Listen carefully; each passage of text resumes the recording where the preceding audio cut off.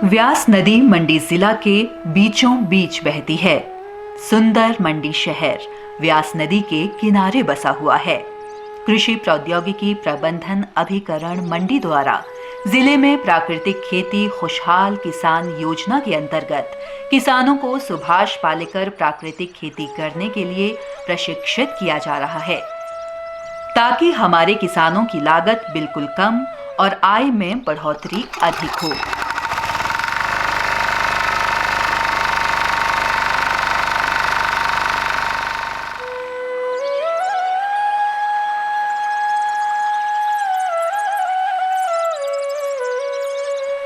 मंडी जिला के विकासखंड सुंदरनगर में किसान नकदी फसलें पैदा करने में आगे हैं।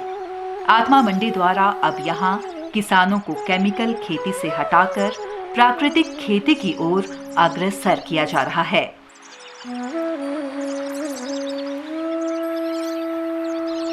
रूपलाल नाइली गांव के किसान हैं। इन्होंने रासायनिक खादों, रासायनिक कीटनाशकों को छोड़कर सुभाष पालेकर प्राकृतिक खेती को करना शुरू कर दिया है। रूपलाल ने आत्मा मंडी और एसएमएस कार्यालय सुंदरनगर बीटीएम, एबीटीएम का सहयोग लिया, प्राकृतिक खेती को समझा। अब प्राकृतिक खेती इनके खेतों में देखी जा सकती है। रूपलाल ने लहसुन की खेती की है, धनिया लगाया है, प्याज भी अभी कुछ दिन पहले ही लगाया है। तो ये सब कुछ घन जीवामृत से तैयार हो रहा है। रूपलाल ने कुछ जमीन में चने, मेथी, सरसों और मटर आदि की फसलें लगाई हैं। रहने वाला हूँ। मैं पहले रासायनिक खेती करता था और मुझे आत्मा वालों से शून्य लागत प्राकृतिक खेती के बारे में पता चला, जिसका प्रशिक्षण मैंने 2018 में पालमपुर में पद्मश्री सुभाष पालेकर द्वारा प्राप्त किया।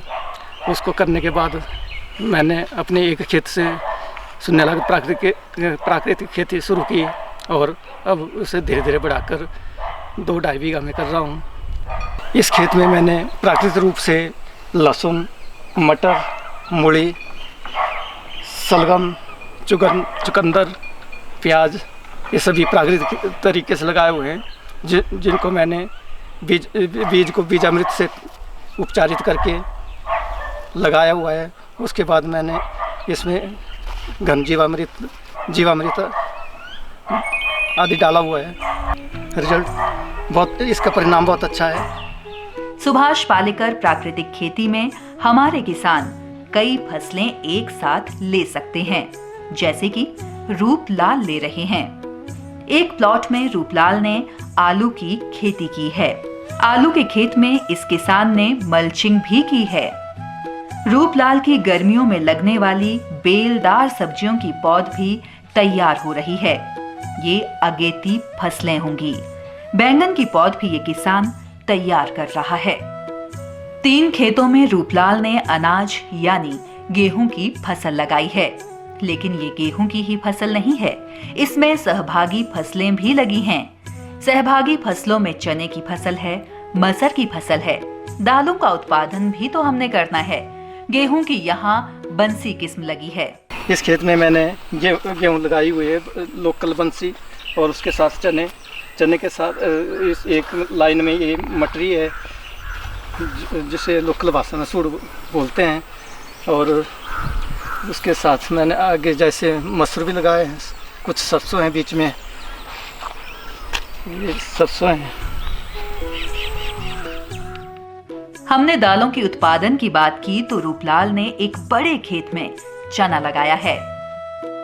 ये एक अच्छी खुशी की बात है कि हमारे किसान दालों की खेती में आगे बढ़ रहे हैं, और ये संभव हुआ प्राकृतिक खेती से।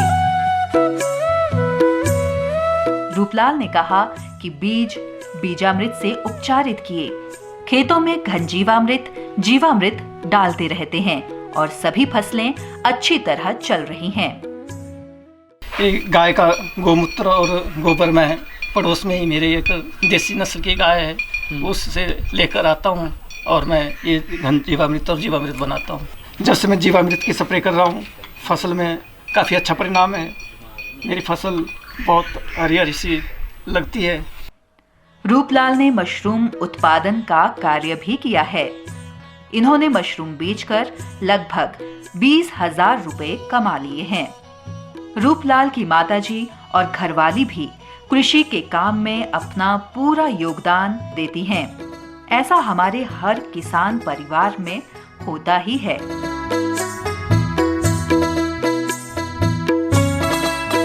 तलवाली गांव की अनुदेवी आत्मा मंडी के सौजन्य से पालमपुर में सुभाष पालेकर प्राकृतिक खेती का प्रशिक्षण लेकर आई। प्राकृतिक खेती को समझा और अब ये प्राकृतिक खेती कर रही हैं। इन्होंने बेड बनाए हैं खेतों में और इन बेडों के ऊपर फसलें उगाई हैं। प्राकृतिक खेती कोई कठिन कार्य नहीं है, हाँ, करने भर की देर है।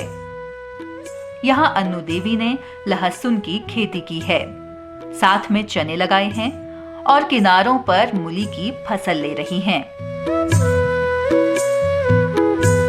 इसी प्रकार मटर की खेती भी इन्होंने की है। पहले हम रासायनिक खेती करते थे, फिर हमने प्राकृतिक खेती के बारे में पता चला। फिर हमने 6 दिन की ट्रेनिंग की पालमपुर में। उसके बाद मैं यहाँ पे थोड़ा सा, पहले मैंने आधे बीघे से स्टार्ट किया है, फिर उसको मैंने देखा रिजल्ट उसका अच्छा है। उसके बाद अब मैं 2.5 बीघे में स्टार्ट कर रही हूँ। इसका रिजल्ट अच्छा आ रहा है। अभी आगे देखूंगी कि और भी करूँगी मैं आगे स्टार्ट। देसी गाय अन्नू देवी ने खरीद ली है। इसके गोबर और गौमूत्र से प्राकृतिक खेती हो रही है। अन्नू देवी ने जीवामृत, अग्नियास्त्र, ब्रह्मास्त्र बनाकर रखा है, जिसे ये खेतों में डालेंगी ताकि कोई समस्या न आए। छत्र गांव के किसान हैं चौधरी परमाराम। कृषि कारोबार में इनकी अच्छी पहचान है। आत्मा मंडी द्वारा प्राकृतिक खेती का अभियान चलाया गया, उससे ये जुड़े और अब पूर्णतः प्राकृतिक खेती कर रहे हैं। इन्होंने गेहूं की बंसी किस्म अपने खेतों में लगाई है। गेहूं के साथ मटर की फसल है, जिसे ये हरी सब्जी के रूप में भी प्रयोग करेंगे। जमीन के कुछ भाग में इन्होंने गेहूं और चने लगाए हैं। मेरा नाम चौधरी परमाराम, गांव मेरा छत्तर है और मैं इस वक्त जो खड़ा हूँ मेरी अपनी ज़मीन है और मैं इसमें 3 साल से शून्य लागत प्राकृतिक खेती के ऊपर काम कर रहा हूँ। यानी कि कुछ भी इसमें केमिकल यूज नहीं कर रहा हूँ। इसमें देसी फार्मूले जो देसी गाय से तैयार किया, जीवामृत, बीजामृत, घनजीवामृत, ग्रे कस्टर, खट्टी लस्सी, जो भी स्प्रे जैसे भी है उसी का प्रयोग कर रहा हूँ जी। और ये कणक बंसी किस्म है, इसके बीच में मैंने चने लगाए हुए हैं। इसे जो मिक्स क्रॉप की चने लगाए हुए हैं जी इसमें, और बड़े अच्छे रिजल्ट अभी चले हुए हैं जी। कोई भी 1% भी इसमें मैंने कोई खाद या कोई दवाई वगैरह यूज नहीं की। चाहे जहाँ मर्जी आप लेकर के इसको किसी लेबोरेटरी में ले जाकर चेक करवा सकते हैं जी, ये मैं दावे से कह सकता हूँ। अब जिस खेत में मैं खड़ा हूँ ये भी मेरा ही खेत है। इसमें HS 360 मैंने कणक बीजी हुई है और इस कणक के बीच में मैंने मटर UK 2 124 किस्म जो बीजी हुई है। और इसमें किसी भी प्रकार का मैं खाद या कोई दवाई स्प्रे किसी भी प्रकार के नहीं करता। इसमें मेरे अपने जो देसी गाय से हमने जीवामृत, जीवामृत, खट्टी लस्सी, जो भी देसी मेथड हमारे बुजुर्ग करते थे उसी के आधारित इसी को किया। और बीच में मैंने जो मटर और चने लगाए हुए, इसका भी एक दाल वाली जो फसलें हैं नाइट्रोजन तैयार एक्स्ट्रा करती है और कणक को जो इससे मिल रही है। इनकी मेरा मेन पर्पज़ यही है, हमारा विभाग का ये पर्पज़ है, ताकि जो नाइट्रोजन है ये कणक को मिले और इसमें खाद और इसकी जो दूसरी दवाई इसकी जरूरत पौधे को नहीं पड़ेगी जी। सुभाष पालेकर प्राकृतिक खेती का इन्हें अच्छा और पूरा ज्ञान है। परमाराम मशरूम का उत्पादन भी करते हैं। हाँ, बड़ी बात जो ध्यान देने योग्य है कि मशरूम के बैगों से जब मशरूम खत्म हो जाते हैं तो इन बैगों में ये सब्जियां उगाते हैं। देखें, इन्होंने अपने आंगन में एक बढ़िया किचन गार्डन तैयार कर रखा है। परमाराम ने दशपर्णी अर्क, घनेरी अर्क, जीवामृत, घन जीवामृत, खट्टी लस्सी सब कुछ बना के रखा है। ये जो बोतल में मैंने बना रखा है, पहले ड्रम में बनाया था।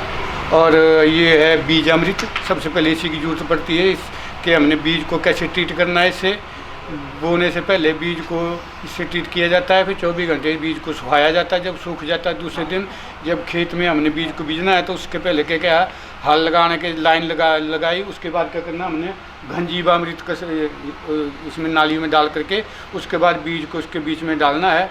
बीज के बाद जब वो हमारी उसको लेबलो लुबलो हो गया, जब फसल 30 और 35 दिन या 21 दिन की जब हो जाती है उसके बाद हम क्या करते हैं, जीवामृत का छिड़काव, जो पहले 21 दिन के बाद, उसके बाद 30 दिन के बाद, उसके बाद 45 दिन के बाद। उसमें क्या है कि 16 लीटर पानी में 1 लीटर हम जीवामृत को डालते हैं और उसका स्प्रे करते हैं। थोड़ी सी उसमें खट्टी लस्सी भी डाल देते हैं, अगर डालनी चाहे तो खट्टी लस्सी भी डाल सकते हैं। और ये हमारा काम कोई जब तक फसल तैयार नहीं हुई हर महीने के बाद इसको हम यूज करते रहते हैं और बड़ा अच्छा बम्पर इससे फसल आती है और बिल्कुल प्योर, बिना खाद के, बिना इसके केमिकल के हमें अनाज मिलता है। प्राकृतिक खेती को समझने और करने के लिए आओ आगे बढ़ें, ताकि हमारा प्रदेश प्राकृतिक खेती में देश में सबसे ऊपर आए।